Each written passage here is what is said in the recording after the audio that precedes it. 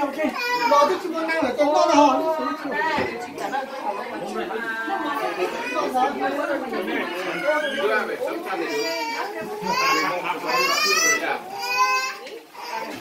Để tôi còn nếu mà nó có con à.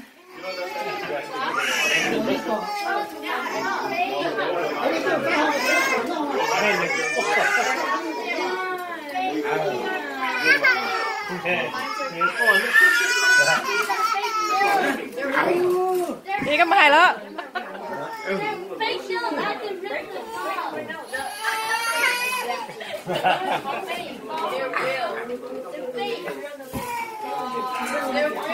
Chúng ta có bao nhiêu nữa?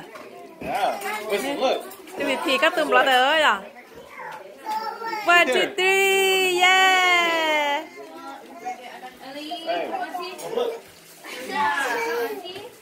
Is it because he has a blanket?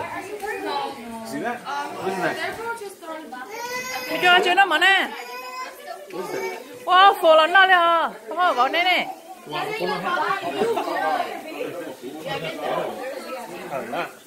Thì tao tăng tiền con bậc kế hả? Lúc phải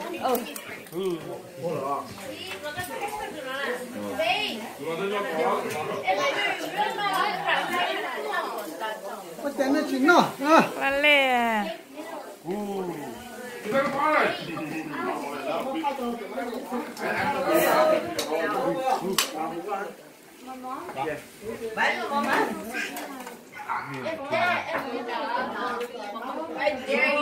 Look at your eyes. Look at it too long.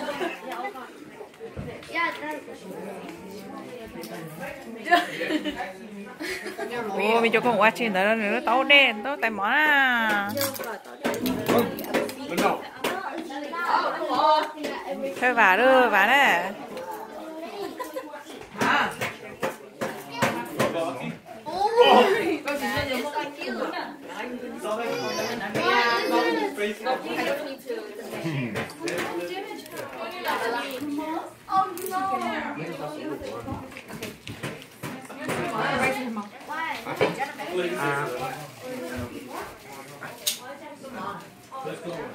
Oh, you're crying. Oh, why are you crying?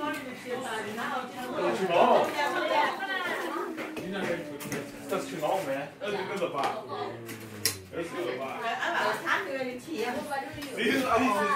Cái cậu nó phút thì còn được cái nè. Cái cậu nó đen có thì cơ. I didn't even talk to him. Cover your mouth. No.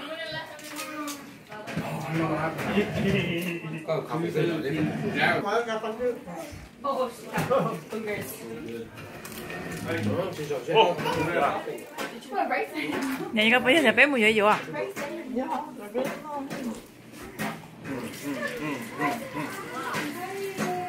Ồ, cho tay mẹ tôi. Nên này của điện.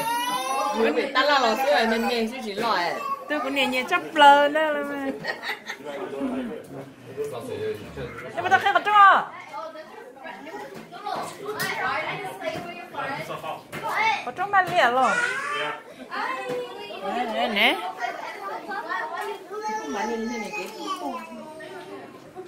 Mẹ cho ba nhé mà.